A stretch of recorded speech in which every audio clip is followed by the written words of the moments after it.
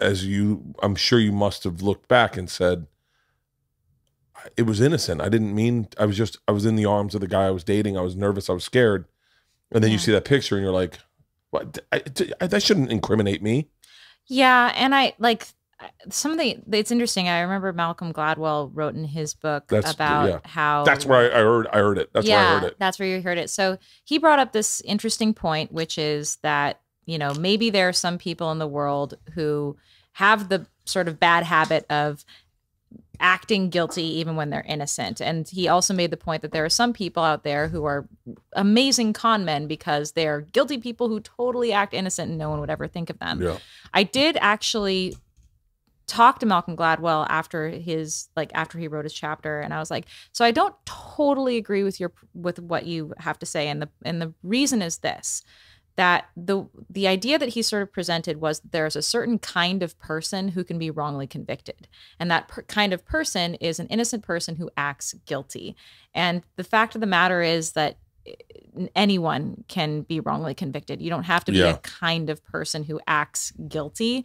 And especially when you consider that, like, if a detective or if a prosecutor has tunnel vision, what that means is they have motivated reasoning in what they're seeing. So they're going to only notice things in a guilty light. It's like, you know, seeing something through rosy glasses because you're in love. Everything looks beautiful. Everything is wonderful that person does.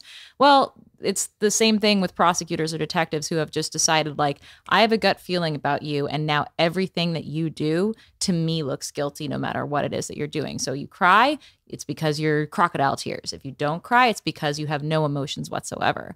And so I think that's like a sort of key thing that when we think about wrongful convictions, it's important to like think, well, sure, they say that they're acting weird, but first of all, who am I to put myself in, like, I'm not actually putting myself in their shoes. Yeah. And two, what does acting guilty even mean? What does it mean? And did at what point did you start thinking to yourself, at what point do you think things went wrong for you?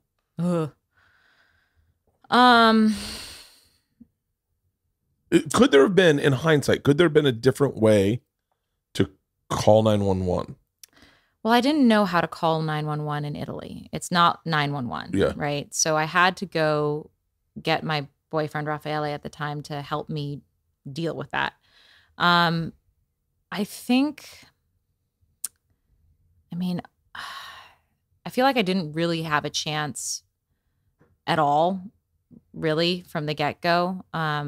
I think maybe as soon as the TV cameras started rolling, which was immediately, basically, like we were still outside of our house, like a new crime scene, and there were already cameras across the street rolling. And I feel like that was when the police felt like they were under pressure to perform, and when they decided that they needed to find a guilty party immediately. Really? And from that point on, that meant that they were no longer searching just based on evidence. They were searching based on gut feelings. And like ultimately what happened is the evidence did eventually lead them to the real killer, someone who did act guilty by running away. Like